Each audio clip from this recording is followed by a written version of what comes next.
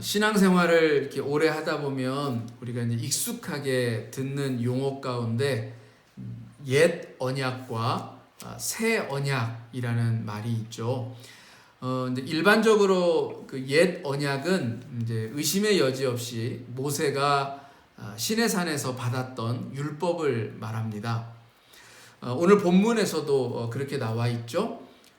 그와 대비되는 새 언약에 대해서는 여러 갈래로 해석이 되지만 핵심은 이제 예수 그리스도로 이렇게 수렴이 됩니다. 왜 그러한지를 이제 오늘 말씀을 통해서 좀 살펴보려고 합니다. 예레미야가 살던 시대는 유다 말기였습니다. 그리고 무엇보다 예레미야는 자기 나라가 직접 멸망하는 것을 목격했던 사람이었습니다. 선지자로서 그는 하나님의 백성이 왜 하나님을 알지도 못하는 저 이방 나라에 의해서 망하게 되었는가 하는 것에 대하여서 묻고 답해야 했습니다. 성령을 통해서 주시는 답은 이스라엘 백성들이 하나님과 맺은 언약을 지키지 않았기 때문이라는 것입니다. 오늘 읽은 말씀대로 하면 언약을 깨뜨렸다, 파기했다. 그리고 이것을 비유적으로 우리 하나님이 들려주시기를 남편된 나와 약속을 저버렸다. 너희가 나의 신부가 되어져서 서로 그렇게 혼인서약을 한 것처럼 약속을 하였는데 너희가 나를 버리고 도망가 버렸다라는 얘기입니다. 남녀가 혼인을 하게 되면 사실 말씀드렸듯이 혼인 서약이라는 걸 하게 되죠. 혼인 서약할 때 보통 어떤 내용을 담나요? 검은 머리가 팥뿌리가 될 때까지 서로 아끼고 사랑하면서 살겠다, 그런 내용들을 담죠. 그런데 그런 약속을 해놓고는 금방 잊어버린 것입니다. 혼인서약이라는 게 그저 그냥 형식이었던 거죠. 그냥 예식상 필요해서 한 것이지 제대로 진지하게 생각해 보지 않았다라는 것입니다. 언약이라는 것은 그 약속을 한 서로가 이렇게 지키려는 노력을 해야지 어느 한쪽만의 성실함만으로는 그것이 유지되기가 참 쉽지가 않습니다. 하나님과 이스라엘 백성들이 맺은 언약도 하나님만 지킨다고 해서 유지되는 게 아닙니다. 말씀드렸듯이 이제 그 구약의 율법은 쌍방의 계약이라고 제가 말씀을 드렸는데요. 하나님이 율법을 주시면서 너희들이 그것을 지키면 나도 너희들을 축복하겠다. 그러나 너희들이 지키지 않으면 너희들에게 저주가 임할 것이다 라는 그런 이제 상호적인 그런 율법이었습니다. 그렇지만 자꾸 약속을 깨뜨리는 이스라엘 백성들 때문에 이 언약은 효력을 상실한 무용지물의 것이 되어버렸던 것입니다. 하나님께서 호세아 선지자에게 아내를 맞이하라고 하셨습니다. 혹시 기억하시나요? 호세아가 맞이해야 했던, 하나님의 명령을 따라서 맞이해야 했던 아내는 아주 소문난 그런 바람둥이였습니다. 그래서 이 호세아로는 만족할 수가 없었어요. 그래서 호세아와 혼인을 한 이후에도 가출하기를 수도 없이 했습니다. 그때마다 하나님은 호세아에게 네 아내를 용서하고 다시 데려와서 살라, 이렇게 말씀을 하셨습니다. 참 호세아 입장에서 보면 너무나도 좀 황당하고 말이 안 되는 거예요. 그러니까 왜 그래야 하느냐? 그러니까 나를 자꾸 이렇게 무시하고 버리고 도망가서 다른 남자하고 바람 피우는 저 여자를 왜 자꾸 용서하고 다시 데리고 들어와서 살아야 하느냐라고 묻는 이 호세아 선지자에게 하나님은 너희 이스라엘 백성들이 나에게 그렇게 한다라고 말씀을 하셨습니다. 그러니까 하나님을 버리고 다른 신을 섬기면서 나가버린 이 이스라엘 백성들을 그때마다 용서하시고 다시 받아들이셨다라는 겁니다. 언제든 복을 주시려고 준비하고 계십니다. 그런데 이스라엘 백성들이 도무지 약속을 지키지 않습니다. 그러니까 복을 주고 싶어도 줄 수가 없는 거예요. 이 약속은 상대방이 지킬 때에만 효력을 나타내기 때문에 상대방이 그 약속을 지키지 않으면 아무리 복을 주고 싶어도 하나님이 복을 줄 수가 없는 겁니다. 엄마가 아이에게 숙제를 다 하면 네가 좋아하는 사탕 줄게 라고 합니다. 이때 엄마의 마음은 아이가 숙제도 하고 또 사탕도 받아 먹었으면 하는 것입니다. 그러니까 숙제를 하는 것도 그 아이가 잘 되게끔 하기 위한 것이고, 사탕을 받아서 기쁜 것도 역시 그 아이 자신을 위한 것입니다. 그런데 이런 엄마의 마음을 모르는 아이는 숙제를 하지 않아요. 그러면 엄마 마음이 참 속상하겠죠. 사탕을 주고 싶은데, 너무 주고 싶은데 주지 못하는 겁니다. 하나님이 율법을 주신 것도 우리가 자유롭고 평화롭게 살게 하시려는 것, 즉 우리를 위한 것입니다. 그로 인해서 복을 받는 것도 결국 우리를 위한 거죠. 그런데 우리는 그렇게 하지 못했습니다. 당장 숙제를 하는 것보다는 노는 게 훨씬 재밌기 때문입니다. 속상해할 엄마의 마음은 안중에도 없어요. 복을 주고 싶어도 줄 수 없어서 마음이 상하신 하나님은 이제 새로운 방법을 모색해야 했습니다. 그것이 우리의 마음에 새긴 새 언약이라는 겁니다. 옛 언약은 돌판에 새긴 언약이었어요. 돌을 파고 글을 써서 새긴 그런 언약입니다. 그러니까 요즘으로 치면 이제 법전인 셈입니다. 이것이 마음에 새긴 새 언약과 아주 결정적인 차이가 있습니다. 법이 내 속에 있다는 말과 법이 이 어떤 하나의 물질로서 나의 바깥에 있다라는 것은 큰 차이가 있습니다. 여러분 혹시 이 차이를 짐작하시겠습니까? 법의 효력은 그 의무와 규정을 명시해 놓은 이 법전이 있어야 하고, 그 법을 실제로 실행하는 주체가 있어야 합니다. 그러니까 둘 중 하나만 있으면 이 법적인 효력은 생겨나지 않아요. 다시 말해서 법은 있지만 그 법을 지키는 사람이 없거나, 혹은 법이 있더라도 법에 대해서 무지하거나 혹은 반대로 법을 완전히 무시하는 사람만 있으면 이것은 있으나 마나한 거죠. 또 마찬가지로 주체로서 사람은 있는데 규정되어져 있는 법이 없으면 각 사람이 자기 좋을 대로 하는 행위가 곧 법이 됩니다. 그러면 그것은 법이 없는 것과 마찬가지인 셈이죠. 여기에 또한 그 법을 지키지 않는 사람에게 제재나 또 징벌 혹은 책임을 물을 수 있는 공권력이 있어야 합니다. 법을 어겨도 아무도 제재하지 않는다면 그 법은 아무도 지키지 않는 법이 되기 때문에 무용지물인 겁니다. 그러니까 법이라고 하는 것이 제대로 기능을 하기 위해서는 이 법을 만드는 입법부, 법을 집행하는 행정부, 그리고 법의 위반 여부를 판단하는 사법부, 이와 같은 것들이 다 필요하다라는 거죠. 하나님과 이스라엘 백성들 사이에서는 어떨까요? 하나님이 친히 입법부가 되어서 법을 제정을 하셨습니다. 법의 집행은 모세를 통해서 이루어졌습니다. 모세는 천부장, 백부장, 50부장, 10부장 이런 이제 사람들을 세워서 각종 민원과 송사들을 해결하도록 했습니다. 여기에 그 법을 어겼을 때에 그 제재나 징벌을 집행하는 또 사법부의 역할도 이 모세에게 통합이 되어져 있었습니다. 종종 이제 하나님의 그 즉각적이고 직접적인 심판도 있긴 했지만 대부분은 이렇게 모세를 중심으로 한 지도자 그룹에서 이렇게 치리를 했죠.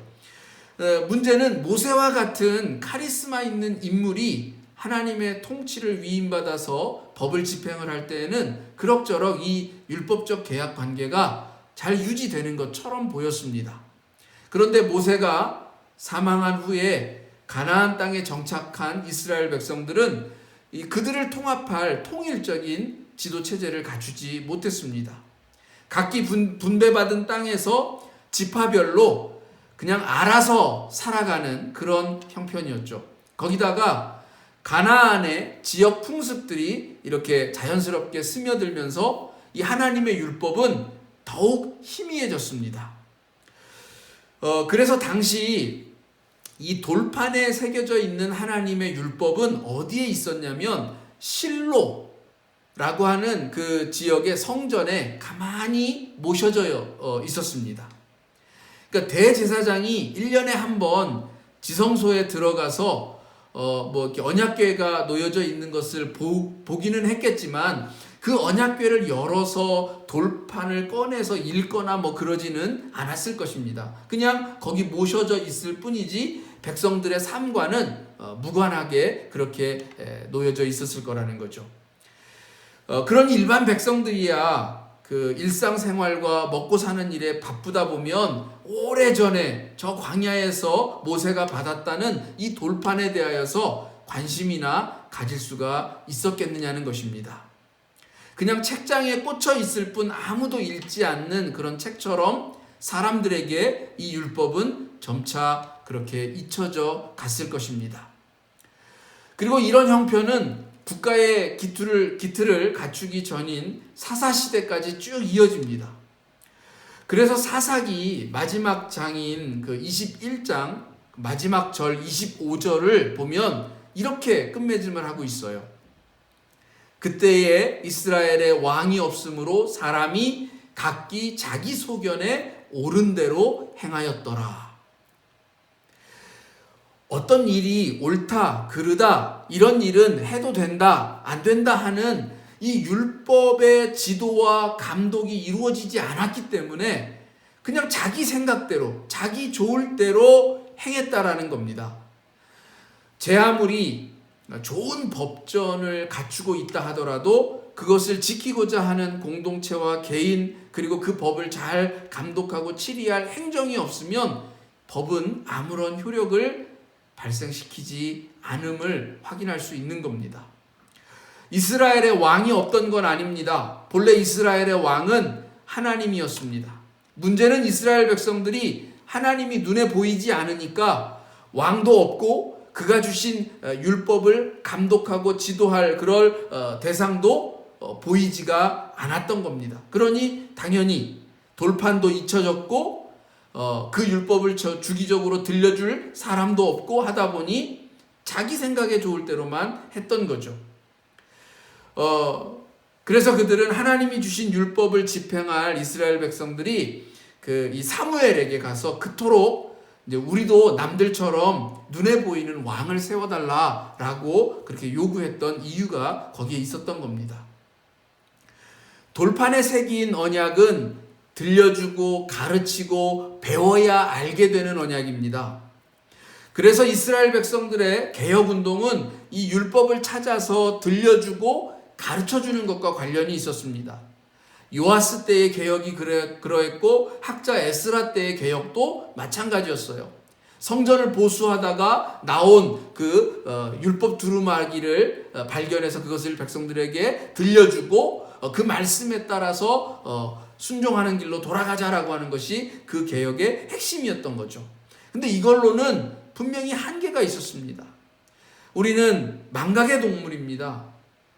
듣고도 시간이 지나면 자꾸 잊어버립니다. 누군가 법학자가 여러분에게 형법과 민법을 쫙 펼쳐놓고 법을 가르쳐준다라고 해봅시다. 그러면 여러분이 이 변호사 시험을 볼 게 아니면 사실 얼마 지나지 않아서 다 잊어버릴 겁니다. 저도 그 학부 때에 개인적인 관심이 있어서 이 법학 전공 수업을 몇 과목 들었는데요. 그 중에 한 과목은 그 D학점을 받아가지고 졸업 평점이 너무 이제 평균이 낮아지니까 그걸 좀 높이려고 재수강까지 했던 과목이 하나 있어요. 그렇게 이제 재수강까지 해 가면서 두 학기를 열심히 들었지만 지금 별로 제 기억에 남아있는 게 없습니다. 그래서 하나님은 이 법을 돌판에 새긴 것처럼 외부에 두지 않기로 하셨습니다.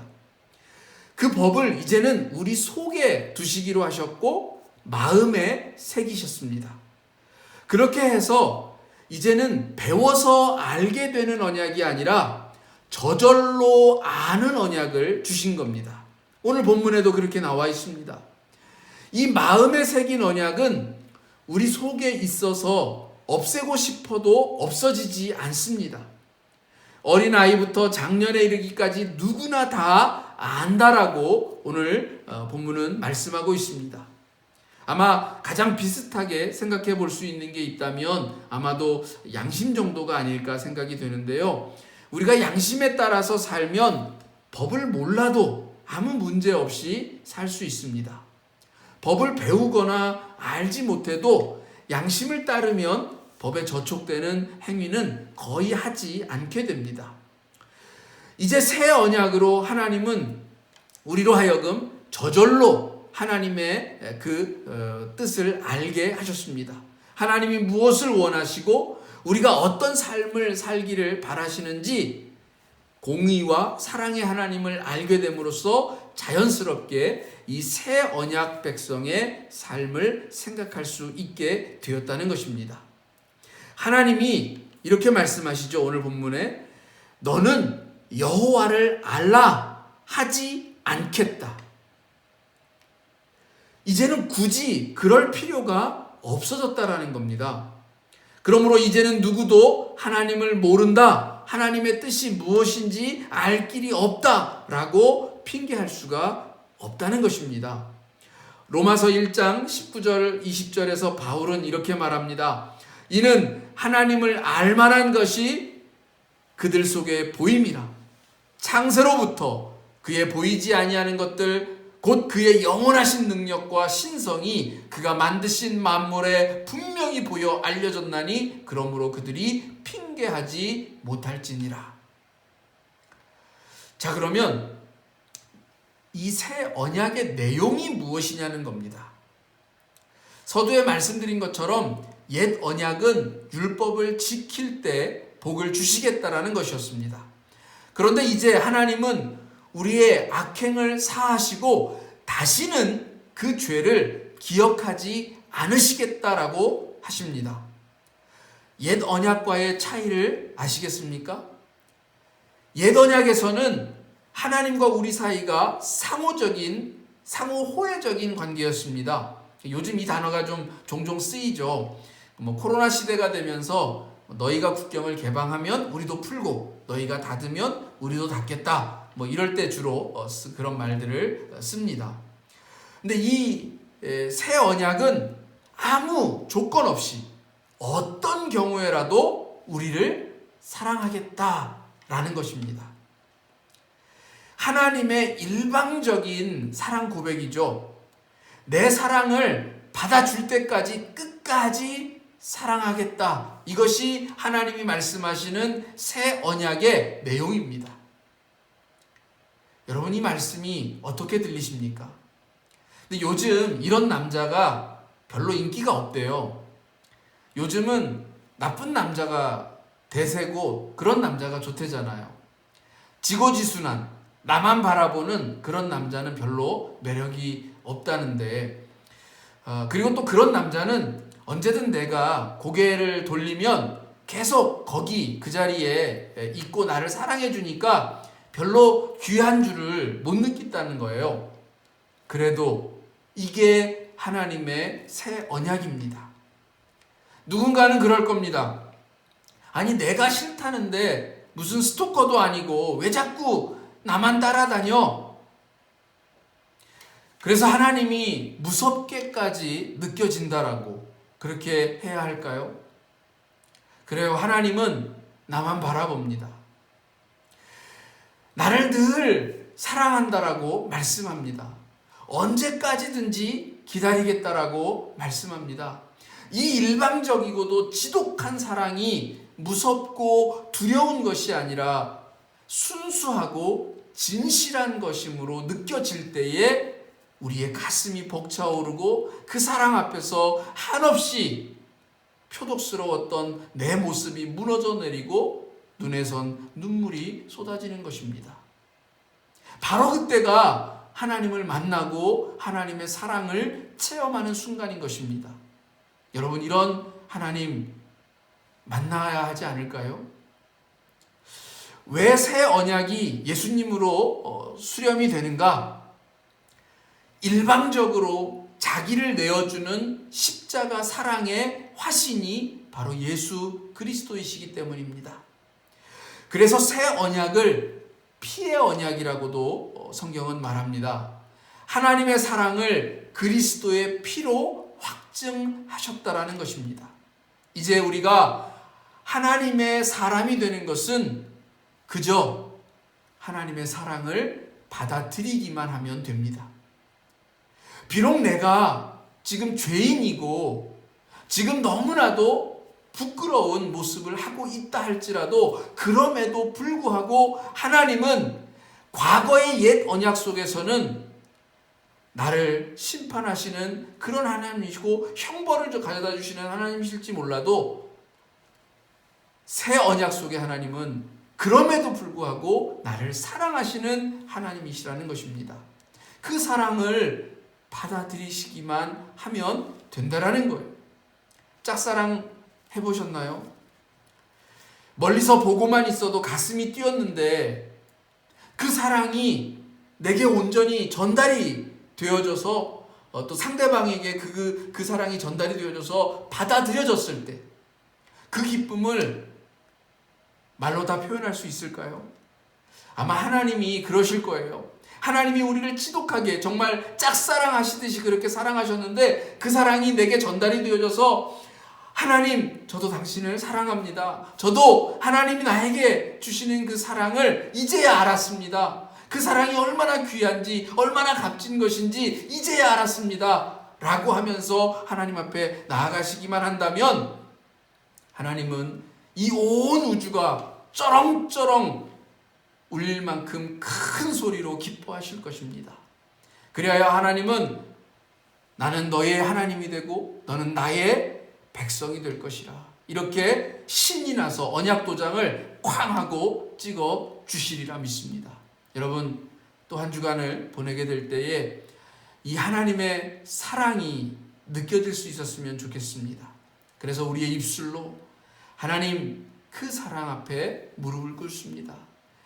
이 모양 저 모양 내 모양이 어떠하든지 내 삶의 자리가 어떠했든지 하나님은 하나님 앞에 나아오기만 하면 그저 안아주시고 그저 품어주시고 그저 용서하시고 그저 용납하신다라는 것을 알았습니다. 감사합니다. 그 사랑이 너무 크고 놀랍습니다. 하나님, 이제 하나님을 사랑하겠습니다. 저도 하나님 앞에 하나님이 해주신 것처럼 그 사랑 갚으며 그 사랑 함께 나누며 살아가겠습니다. 라고 그렇게 고백할 수 있는 한 주간이 되어지기를 주님의 이름으로 축원드립니다. 기도하겠습니다. 하나님, 옛 언약은 파기되었습니다. 우리의 지키지 못한 것 때문에 그 언약이 파기되었습니다. 하나님은 우리에게 은혜를 주시기를 원했고 축복을 주시기를 원했고 그 복을 한아름 가득 들고 있었지만 우리는 끝내 약속을 지키지 못하였고 하나님은 주고 싶어도 우리에게 그 축복을 주지 못하였습니다. 그래야 하나님이 친히 새 언약을 세우셨습니다. 이 새 언약 속에서 하나님은 우리의 어떤 모습에도 사랑하며 기다리겠노라고, 내 사랑을 깨닫고 받아줄 때까지 기다리겠노라고 말씀하십니다. 하나님, 우리의 모습, 우리의 허물, 우리의 부끄러움 때문에 혹 하나님께 나아가지 못하고 있는 것은 아닙니까? 언제라도 우리를 맞아주시는 하나님께 나아갈 수 있게 하여 주옵소서. 우리의 모습, 부끄럽지만 그럼에도 불구하고 우리를 사랑하시는 하나님, 이제 그 사랑을 너무나도 절절하게 깨닫게 되어집니다. 우리를 사랑하신 그 사랑 앞에 우리는 온전히 녹아져 내립니다. 하나님, 그리하여 정말 당신을 사랑합니다. 주님과 함께 하고 싶습니다. 주님과 더불어 이 땅을 살아가고 싶습니다. 주님이 주시는 그 사랑 안에 흠뻑 빠져서 살아가며 저도 주님을 사랑하며 살기를 원합니다. 주님, 이 십자가의 사랑, 이 사순절 기간 동안에 다시 한번 우리의 온 몸으로 느끼는 시간이 되게 하여 주옵소서. 예수님의 이름으로 기도드립니다. 아멘.